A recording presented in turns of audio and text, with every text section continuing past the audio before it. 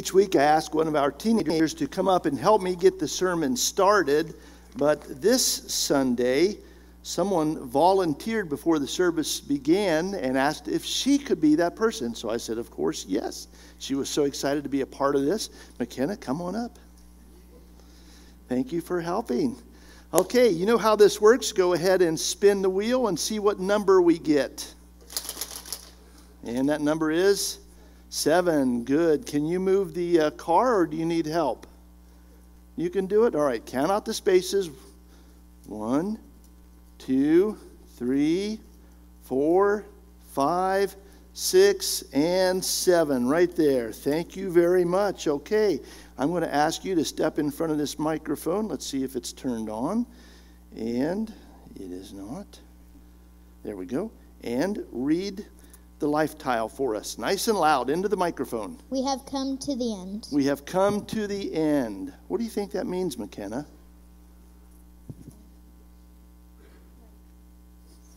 Like what? We're dead. We're dead? Oh, no. It isn't that. We've come to the end of the sermon series. Oh, are you disappointed? Kinda? Okay. Have you ever played the game of life, the board game? Okay. Your brother was up in the first service. He hadn't played it either, so I assumed that you had not. So at the end of the game of life, the very last square that or space that people land on is the retirement square. And so we've been following the game of life in our sermon series. So this morning we're going to deal with that issue of retirement. So I'm going to ask you a few questions about retirement. Do you think you're an authority on the subject? No? Okay.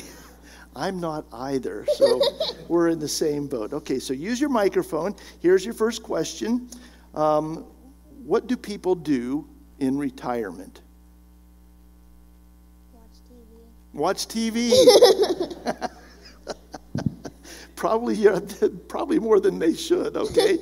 Are there some things that people can't do well any longer as they get older? Walk. It's okay. Sometimes people have maybe sore legs or sore feet, or they can't walk. They've got some disability that as they age, right? There's probably a lot of things, right? A lot of answers you could give to that. At what age, McKenna, do you think people should retire?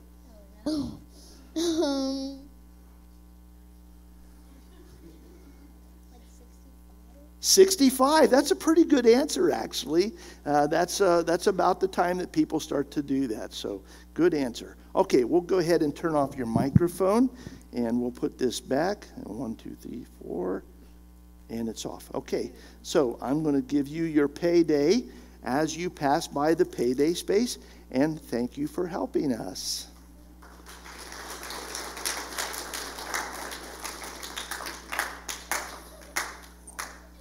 This morning we're going to explore a couple of those questions I asked McKenna.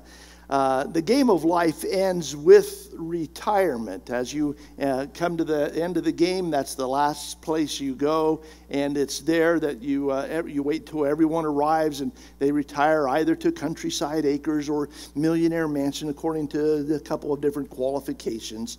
And then after all the money is counted and the winner is determined, then all the game pieces are put into the box and it's over. But retirement is not the end of life. In fact, in some ways, it's a new beginning. A new chapter of life opens for us at retirement. We begin the second part of our adult life at that time. Now, in the game of life, there is no instructions about how you spend your retirement. And so you conclude then that when you retire, you just count your money, as if that's the way it works. You just sit around and count your money in retirement. That's not the way it works. Most of us probably don't have enough to do to count in order to keep ourselves busy if that's all that we did. And so we are left, according to the game of life, without instruction, we are left to kind of figure it out on our own, what retirement is all about. But we do, in real life, have help, because the Bible is the real instruction manual for our life. And there are some things that the Bible teaches us about how we are to spend our elder years. In preparation for this sermon, I did a little research on retirement and discovered that our modern concept, our modern practice of retirement is actually relatively new. I want to show you a chart here, and you may not be able to see all the numbers and letters on the chart. This chart at the bottom, it tells us, is to graph for us the percentage of men in the workforce over the age of 64. And we have on the far left column different dates in the last 100 or so years. And if we follow the bar graph, we see the percentage of men over the age of 64 that were employed at various times in our country's recent history. For example, the top bar, the longest one, represents the year 1900. By the year 1900 and in the years preceding that, the bar tells us that about 78% of men over the age of 64 were still in the workforce. The middle bar there, the medium-sized one, the medium-length one, is for the year 1930, if you can see that year. And that tells us that by the year 1930, by the 1930s, about 58% of men were involved over the age of 64, still in the workforce. So it had dropped from 78% to 58% in those 30-plus years. And then the bottom bar represents the year 1980. By the 1980s, less than 20% of men over the age of 64 were still in the workforce. So what has caused this decline in the number of men in the workforce after their middle-aged or middle 60s time period? Or in other words, another way to ask that is, why the growing number of retirees as time progresses? There is a reason for that. Something took place in the 1930s that brought about this significant change. Retirement as a concept was aided during the 1930s by the establishment of the U.S. Commission of Economic Security in 1934. That commission instituted the Social Security system. And they determined that the retirement age for American citizens to be able to qualify for Social Security is 65. That age was later lowered to age 62. Those ages, 65 and 62, were based upon scientific studies at the time, which determined that people begin losing their mental capabilities by age 60. What? Furthermore, scientific study determined that by the age of 60, people also were becoming less physically productive. Whoa. For those of us who are 60 or older, that sounds like a terrible conclusion to come to. It doesn't seem to jibe with us, does it? You see, today, because of better diet and better medical care and overall improved health, those findings in the 1930s are likely obsolete. But retirement in the 60s as an age time has become entrenched in our minds, so that it's now a right that we expect or maybe even demand that I should retire sometime in my mid-60s.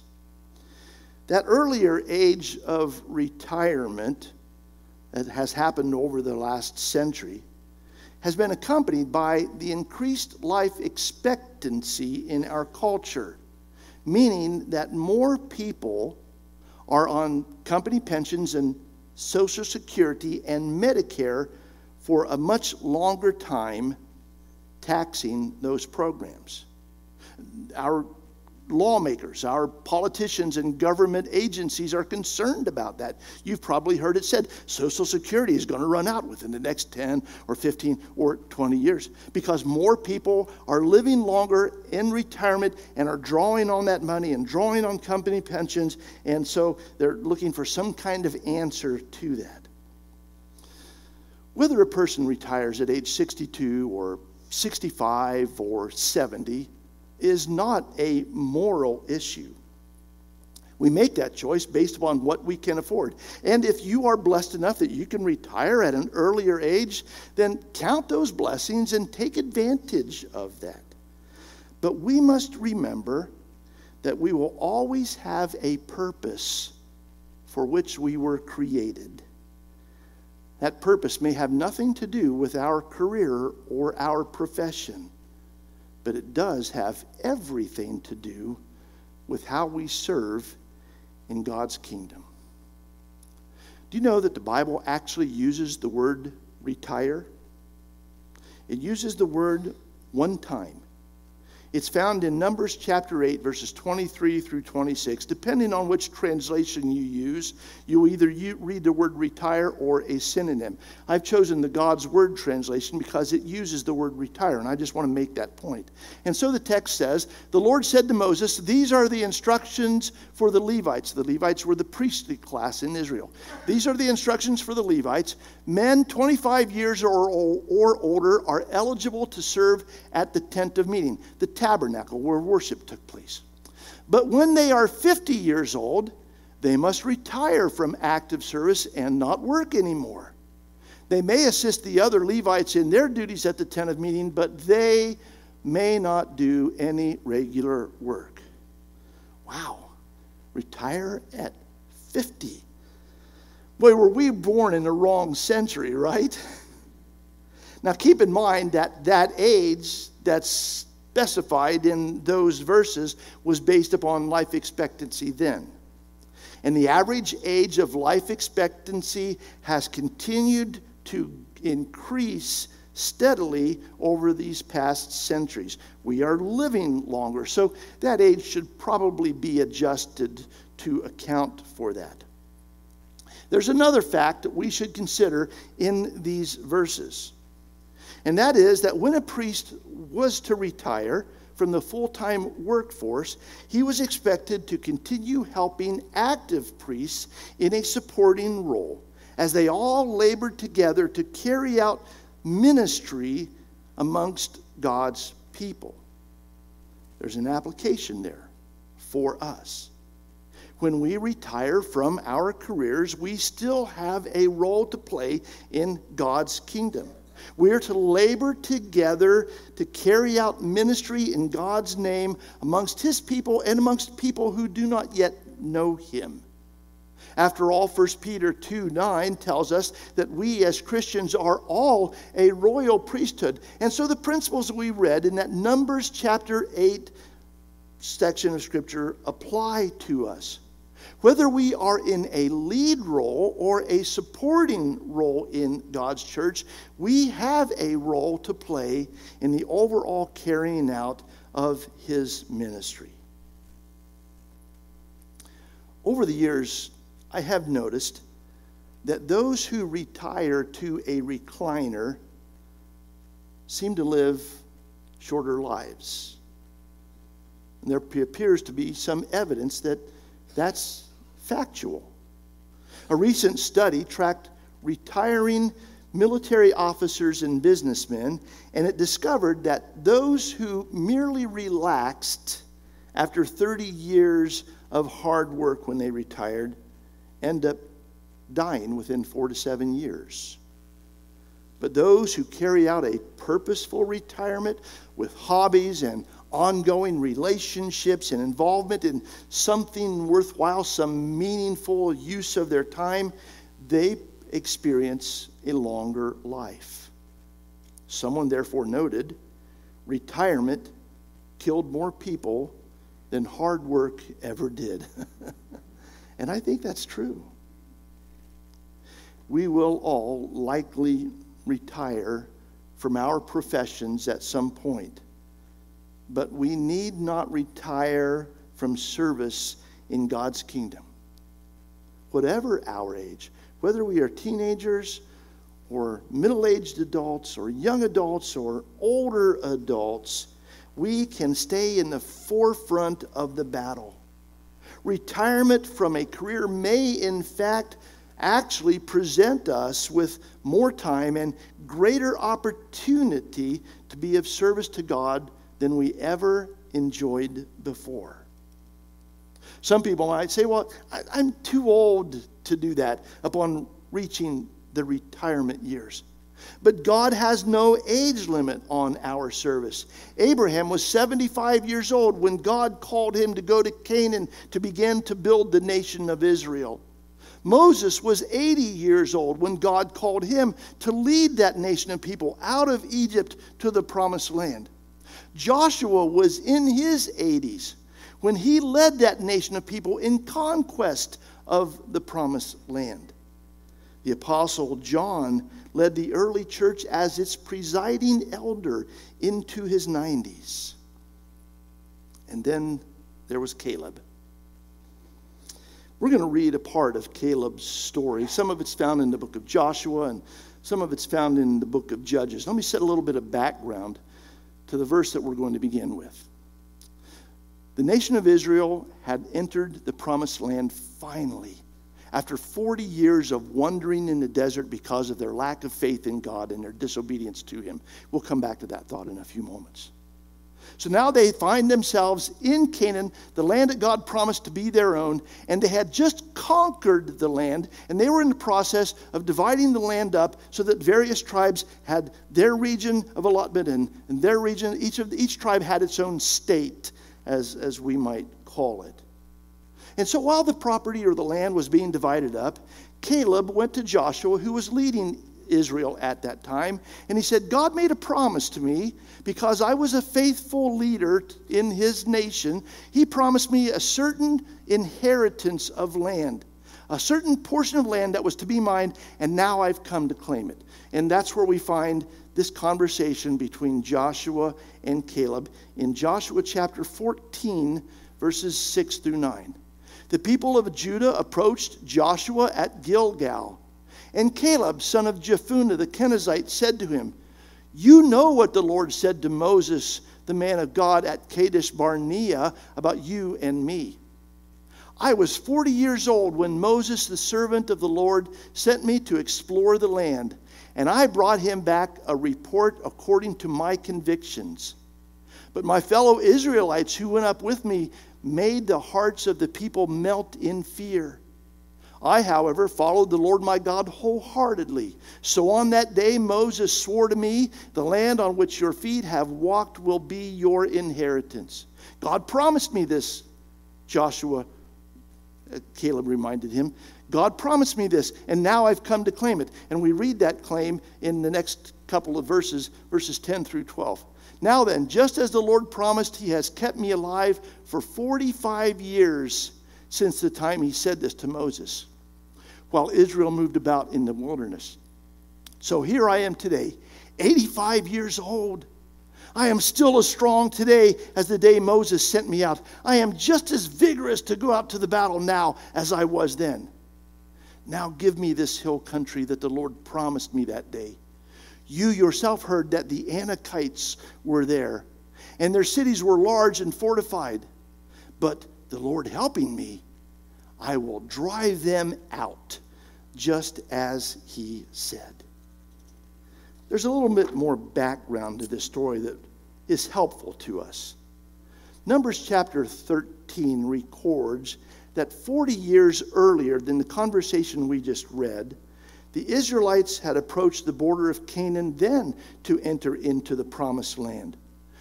12 spies were sent to investigate the land and the people who were living in it. 10 of those spies came back filled with fear based upon what they had seen. The people who lived there were a fierce people. They discouraged the Israelites from going into the promised land. They gave a negative report. They said the armies are too formidable. We will never conquer it. They said we've got to turn around. We can't go in. But Joshua and Caleb, the other two spies, urged the people to go forward in faith. God brought us here for this purpose, they said. It's God who is leading us. It's God who will provide. We must trust him and follow his leading and go in and take this land as our own. And so Caleb urged the people with these words in Numbers 13, verse 30. After he silenced the people as they were all milling around and concerned and expressing their fears, he said, "We should go up and take possession of the land, for we can certainly do it." But the people believed the report of the 10 fearful spies instead of trusting God's promise. They were afraid because of what those spies had said. And they wanted to stone Moses and Aaron, and Joshua and Caleb too, and appoint new leadership who would take them back to Egypt. It took a divine appearance of God to stop that mutiny. And so God pronounced judgment on those faithless people. That's why they wandered in the desert for 40 years. God determined that those people who would not trust him, who were not obedient to him, were not going to step foot in the promised land. And so he had them wander around until that entire generation of faithless adults had died off, and only Joshua and Caleb were left. And then he said, "Now, let's enter the promised land." Caleb was among those who entered, even though by this time he was an old man, ready for retirement, it would seem. But Caleb never gave up his faith. "God promised us this," he said, "and I believe it. God will help me drive them out. I know it." And that faith he had in God gave him self-confidence. "I am still just as strong and still just as vigorous as I ever was," he said. I'd like to know what he was eating because I want some of that. I am not as strong and as vigorous as I was in my prime, but I am as confident as Caleb was. And I am as confident as I ever was, more confident than I have been at many stages of my life. And it's for the same reason that Caleb was, because I trust God. I know what he can do. I have seen it many times in my life. Over and over again, God has produced through this broken vessel victory against the odds. The achievement of something incredible. Advancement of his kingdom against opposition. I am not more talented nor more capable than anyone else. I merely choose to trust God and step out in faith, knowing that he will provide the conquest, just as he did through Caleb. Here's how the biblical record describes Caleb's conquest. Going back to the book of Joshua, chapter 14, let's read verses 13 and 14. "Then Joshua blessed Caleb and gave him Hebron as his inheritance. So Hebron has belonged to Caleb ever since, because he followed the Lord, the God of Israel, wholeheartedly." Did you notice in that description that there is no battle description? There's no description of the fighting that took place and what it took in order to dislodge the people who were living there. I believe there's no battle description because the battle was too inconsequential. I believe that God delivered that mountain to Caleb without any noteworthy difficulty. There was nothing to write about. There was one more reference to the battle that took place there on that mountain around the city of Hebron in Israel, what is now Israel. That reference is in Judges chapter 1 and verse 20. It says, "As Moses had promised, Hebron was given to Caleb, who drove from it the 3 sons of Anak." The 3 sons of Anak. If you do some Bible research, you will discover that the tribe of Anak were giants, literally gigantic people. Let's go back to the testimony of those 10 fearful spies 40 years earlier, found in Numbers 13, verses 32 and 33. They said, that is those 10 fearful spies, the land we explored devours those living in it. All the people we saw there are of great size. We saw the Nephilim there. And then in parentheses, it explains the descendants of Anak come from the Nephilim. We seemed like grasshoppers in our own eyes. In other words, they said those people are so large that we look like mere bugs standing next to them. There's no way we can defeat these fearsome, gigantic people. The Nephilim, from which the Anakites descended from, were a fearsome warrior people mentioned in Genesis 6 as being powerful and infamous. Can you imagine that battle on that mountain around Hebron? Caleb versus the 3 giants. Let's imagine it as a Thunderdome cage match. 2 men enter. 1 man leaves. Wearing the black trunks with an average height of 8 foot 2 inches and an average weight of 427 pounds. The Hebron henchmen, the carnivores of Canaan, the Philistine fury. They are the sons of Anak. And their opponent in the white trunks, the Jurassic Jew, the octogenarian of Israel, the good guy of God, standing 5'7" in orthopedic shoes, weighing 165 pounds without his cane, Caleb of Judah. And it wasn't a tag team match that took place there. It wasn't that the 3 sons of Anak took turns one at a time battling with Caleb. He fought them all at the same time. Who would have bet on him? I got $20 on the old dude. Well, everybody's going to take that bet. No one's going to bet on Caleb. But yet the scriptures tell us that Caleb drove them out of town. That retirement age old man conquered a tribe of warriors on the mountain that was their home turf because he had faith in God. Is the message coming through to you? It does to me. Our ability to persevere and conquer has nothing to do with our age. It has everything to do with having enough faith to inspire courage and confidence in us. Whether you are like teenage David or 85-year-old Caleb, you can slay giants if you have the faith. Do you know the largest segment of people who fail? It isn't those who try and fall short. It's those who do not try at all because they are overwhelmed at the task.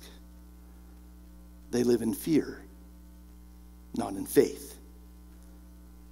Caleb lived by faith. And as a result, he never gave up that vision God cast for him. He continued to say, this is going to be my inheritance someday. And when the day came, he reminded Joshua, this is still my inheritance. He had held on to that vision for 40 years. It had not been dimmed either by time or by age. He never stopped fulfilling God's will. He never stopped trusting God. He never stopped following God's leading, even when he should have been retired. What are you doing for the Lord? Do you think you're too old to be of use to him? Too old to be of service in his church? We have a nursery full of infants and toddlers who would be soothed in the arms of a grandmother figure. We have a junior church class full of children who would enjoy having a grandfather figure as their teacher. We have building maintenance needs which require the experience of years of making home repairs. There's no shortcut to that kind of expertise. No matter how old we grow, we never become irrelevant. We will always have a purpose in God's kingdom. Let Psalm 71:9 become your prayer as you age. Do not cast me away when I am old. Do not forsake me when my strength is gone. And may in confidence, verse 14, be a part of that prayer. I will always have hope. I will always praise you more and more. I am so thankful that we have Caleb's in this church. Some of our greatest treasures are our retirees. 6 retirees are a part of our Connect Crew program, which teaches biblically based values to elementary children in one of our local schools here.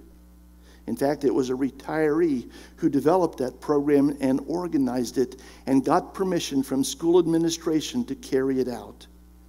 Retirees staff our nursery and lead our financial ministry. Retirees oversee our building maintenance program. Retirees lead and serve in our greeter ministry. Retirees put on our funeral dinners. Retirees manage both of our sign ministries. And do you know, just last night, I watched as 2 of our members in their 80s served as flower girls in a wedding. There is nothing that we are too old to accomplish. We get excited about all the children in our church, and we should, but retirees are among our greatest resources. Those children represent the future of our church, but this church has been built on the commitment of those retirees who have led and served in it for decades. We stand tall today because we stand on their shoulders. Thank God for the Caleb's in our church. Is God calling you to be one of them? Whatever your age, the kind of person who lays aside fear and follows in faith, the kind of person who never loses God's vision, the kind of person who continues to trust in Him no matter how difficult it becomes. The kind of person who will fight the battles of God that He calls us to. If God is calling you, step out in faith. Stand on His promises.